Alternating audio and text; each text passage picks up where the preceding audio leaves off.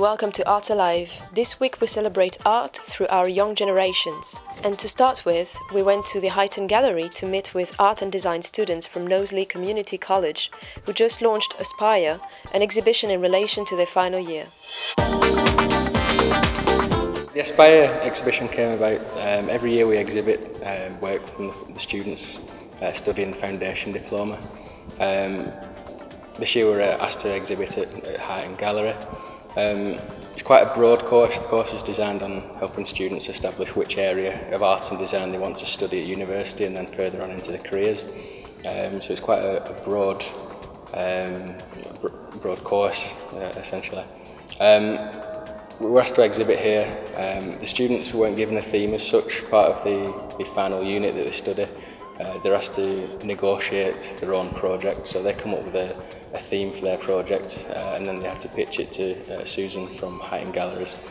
So Susan came down and gave them some feedback, questioned them about their ideas, how it would be implemented in the gallery space, and then they had 9 weeks to produce the development work and the final outcome. So it's quite challenging to work within that time frame really and meet the deadline. So it's quite exciting. We study quite a lot of areas of art and design, from photography, graphics, 3D design, photography, fine arts, illustration, and again it's quite broad really. We quite often exhibit within the college, but this year we had the opportunity to exhibit our work here at Heighton Gallery. It's challenging for us in terms of it's a much tighter deadline than what we're used to. And meeting that deadline has been challenging, but we're really impressed with the space and how it's worked. We've got a little bit more space than what we initially thought we would do, so it's been quite challenging thinking how we're going to fill that space, where we're going to place people. Such a diverse range of areas within art and design. It's how do you put those pieces next to each other to complement each other as well. So that's been the biggest challenge for us. It's been good to work with Susan and Tina in order to sort of place the work. It's extremely rewarding.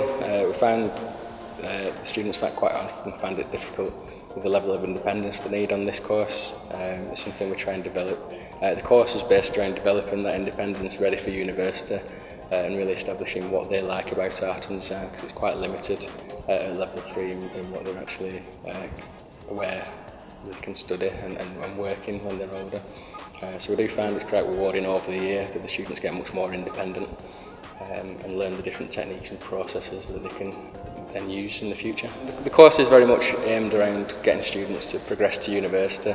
The title for the exhibition, Aspire, came from that really, so it's what their aspirations are once they leave our course and go on to university and go on into the industry and work.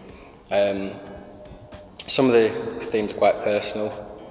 Some other themes are new stories that have cropped up over the last sort of few months. My work's called Breaking Tradition. It's a celebration of gay marriage through performance art, and I had people stand with me in a room and show their feelings by applying paint and chalk powder to the dress that I made. The colours that were applied to the dress are the colours of the gay flag as well. It's big in the news at the minute, and like recently in Ireland, gay marriage is just being accepted, and I'm gay myself, so it was something very personal to me. I just wanted to show how the tradition of a man and a woman being married is changing, and like that tradition's breaking and it's now becoming more accepted for same-sex couples to be married. This is my chair. I based it around natural forms, mainly water, because you can see this ripple. Yeah, that's what I've tried to create.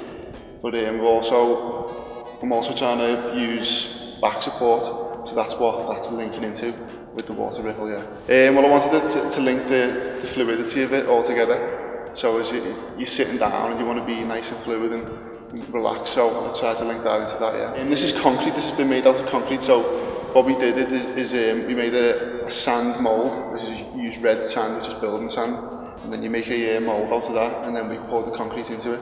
So then we polished it and added some different varnishes and stuff to get this finish. Yeah. So what I wanted to try and do is make it as natural as possible, whereas like a Henry Moore sculpture, it's got this nice shiny finish to it, and I wanted to try and get that as well, but make it into a piece that you could sit in. So this is only a 1/3 model of what the actual size would be. So if I make it, I'd make it a lot bigger, and you know, you could sit in it then, and hopefully it'd be comfortable. It's called Live magazine. It's basically a magazine for youth culture about. The idea was to do a fashion magazine initially, because that's what I hope to do after uni, is like go into doing fashion magazine production. And so I wanted to do that initially, but there was like, it's not very personal to you. So I was like, okay, I'll do like a fashion magazine, but kind of about Liverpool youth culture and stuff. So that was the idea. It's about like fashion, art, music, and just youth culture in Liverpool.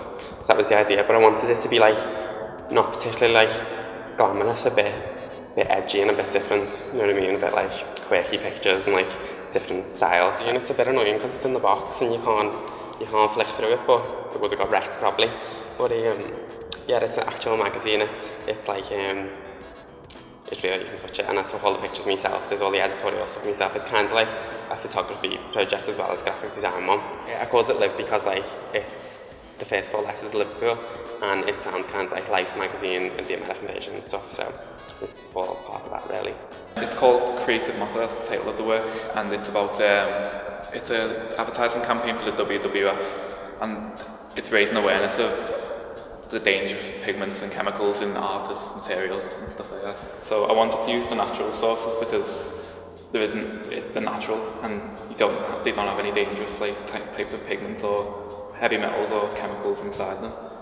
So I basically used maple syrup and different flowers and foliage and stuff like that just to create this typography piece. I wanted to create a campaign for something. I wanted to raise awareness for something about the environment and how human health can be affected by different art and stuff like that. So I wanted to do something like this to make a natural typography piece for the WWF, because that's raising awareness for the environment. My collection's called Sheer Romance, and basically I wanted to have an aspect of sheer fabric within every piece. So I thought, with it being a summer-spring collection, I thought that would be a nice little add-on. Hopefully, I'd like them to think that it was something that they could obviously wear, because I've based it around fashion for all sizes, because I know I was speaking to girls in my class and they said sometimes they go into shops and they can't find the right thing, or it doesn't suit them in the right way. So I tried to make 3 pieces that could fit each style and maybe change it in a way if they wanted to change it. So like the buckles on the shoulders, they can be lowered down and changed about. So I had that like little twist to it too, so that was good. It's about social media addiction and how people don't interact anymore, like when they're out and about, stuff like that. So I wanted to create some kind of awareness around that kind of thing.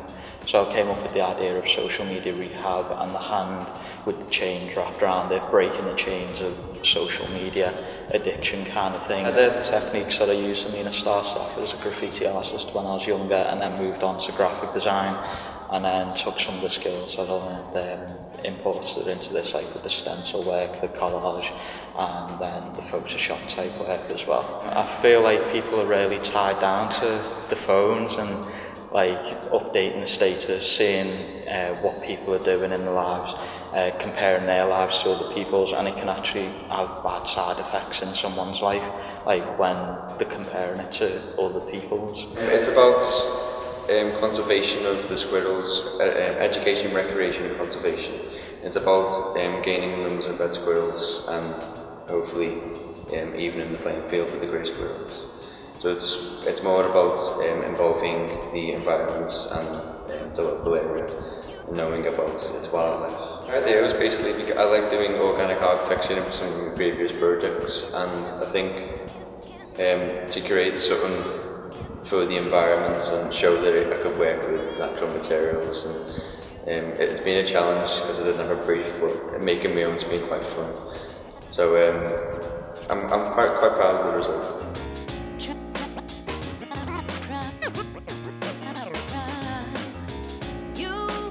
this project. I've suffered with social anxiety pretty much my entire life, so I've wanted to like come up with a project that gets that problem out there, since there's plenty of people that are aware of what it is and what it does to people, but not to the extent that it does. People think of, they just think of social anxiety as, oh, you're just shy or you're quiet, you don't really speak to people, and it's a lot more than that. Basically, when I started it, I was looking at artists and how they've created quite expressive portraiture, and I was looking at how I can make my piece expressive and meaningful. So I started with the first piece to start to make for this project was really quick, expressive, like tactile pieces, like quick self-portraits of myself, and just to see how different tones or different textures of like pastels or paint or anything would show that. After that, I was going into how colour or tone can show or illustrate how I feel inside, and after doing some experimentation, I found working with black and whites, such as like charcoals and stuff like that, I felt was the best way of showing how I felt, and that's how I came up with this idea.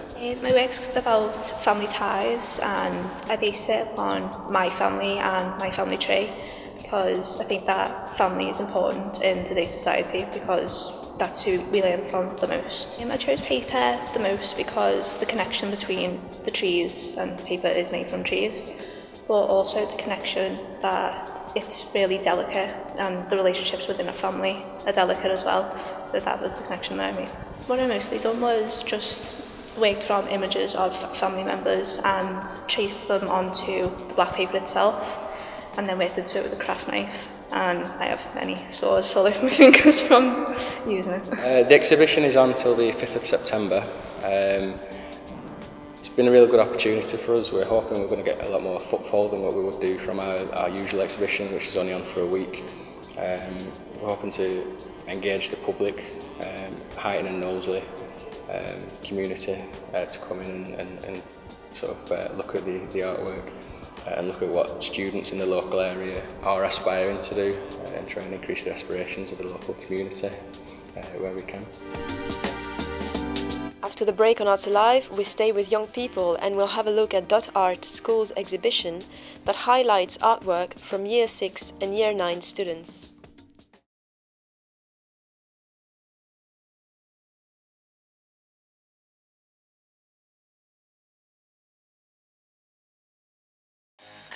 Welcome back on Arts Alive. From Highton Gallery, we're now going to St George's Hall to meet with Dot Art, an art gallery and consultancy also involved in developing art culture in schools, who organised a prize-giving event to encourage and highlight children's artwork.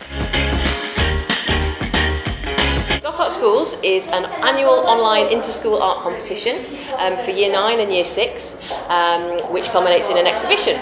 And this is the exhibition for 2015. It's our third year, and we've had 48 schools from across the Liverpool City region taking part. We had 800 pieces of artwork submitted online initially.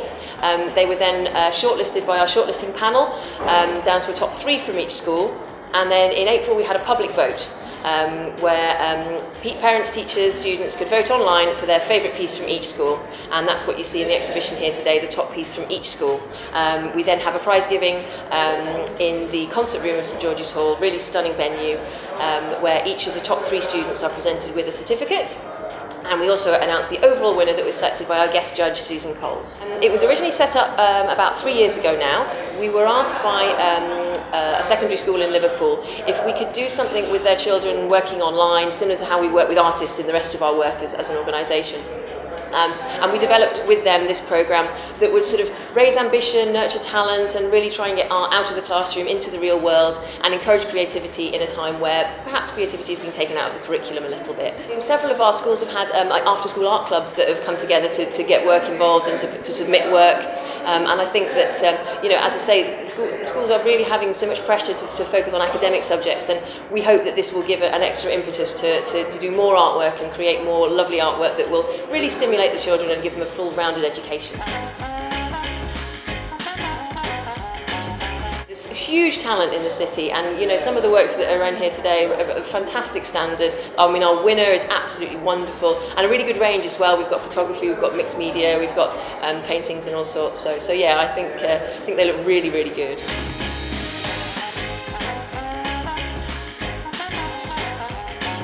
I'm Susan Coles. I'm an Arts Creativity Educational Consultant. I'm also past president of the National Society for Education and Art and Design, and I also work as a member of an all-party parliamentary group on art, craft and design education, which I helped set up with my MP. And I'm also a very strong activist and advocate for the arts. I was a judge today, and I'm really pleased to be asked, because it's about showcasing children's work, and I think at the moment that's really important. Well, because there have been curriculum changes in the country that have squeezed the arts out of importance in many schools, not all schools, and I think every opportunity that children have to be themselves, to express themselves, should be encouraged and should be celebrated.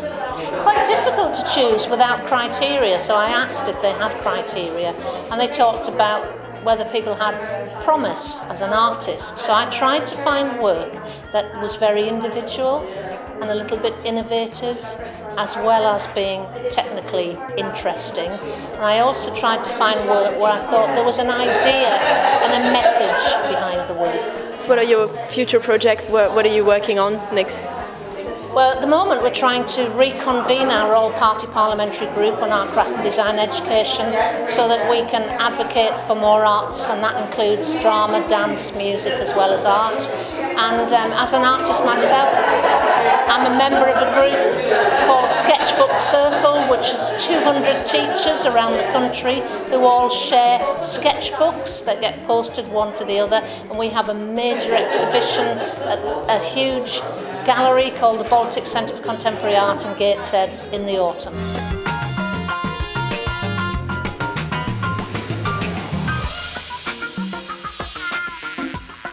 Several prizes were given, and we've met with one of the outrunner for primary schools. So you worked, you've won a prize today. Can you tell us a little bit about it? It's like a landscape. And we have to use like certain types of ink, like special ink, so we have to be really careful about what we use, that we don't because like we there's no other ones to use. So. And how did you decide to do a landscape? Why did you want to do a landscape absolutely? Because I used to go to art club in my school, and they took me to a side and said we're doing an art competition and we'd like you to enter, and we're going to do landscapes, and there's a picture where you try and copy it, so I'll just copy it. And so what kind of oil paint did you use for that? I used crimson red paint, and I used a certain type of diesel blue, it's called. And there's plenty of colours on that, but there's lots of blue though. Is it meant to represent the sea, or? Yeah, it's to be like a bit of like a sunset sort of. The exhibition is open to the public from tomorrow, Friday the 5th of June, right up to Saturday the 20th. So come down to St George's Hall and have a look for yourself.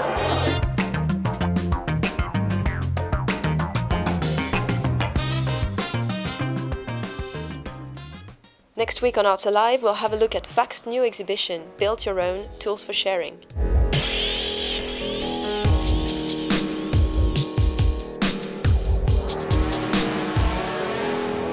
Build Your Own had a great start.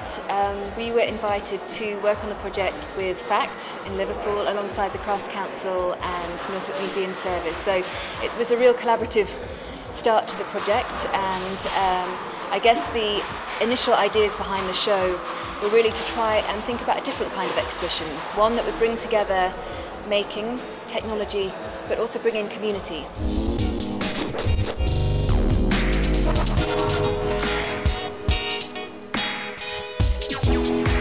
I'm really interested in plants and robots mainly. So I started off with thinking, the whole new smart objects, Internet of Things phenomenon.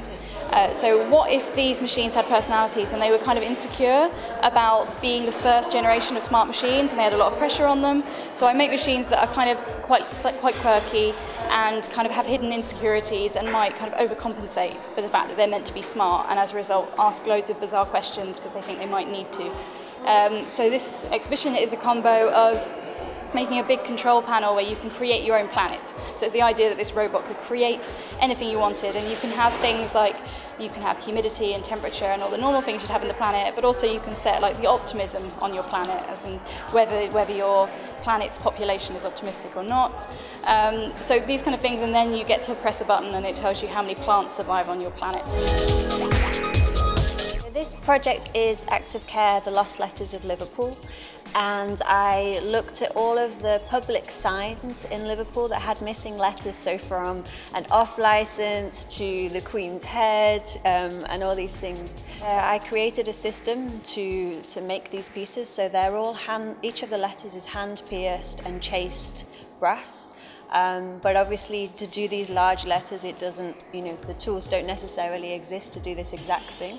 So again, I created particular punches that I wanted to use to chase, and big saw frames so I could do the letters and to get into these giant pieces of brass. For this exhibition, we've been looking at 3D printing and 3D printing prosthetic hands, because we had a little family, a little girl came in, Bailey, with her dad, and they printed off she needs a prosthetic hand, and that's kind of what introduced us properly to the Enabling the Future project, which is this global project to match people up who need prosthetic limbs with people who've got 3D printers, and they have the design, so you can just kind of like measure things up, download the files, print them out on your printer, and then there's a bit of assembly, and then you've got a new hand.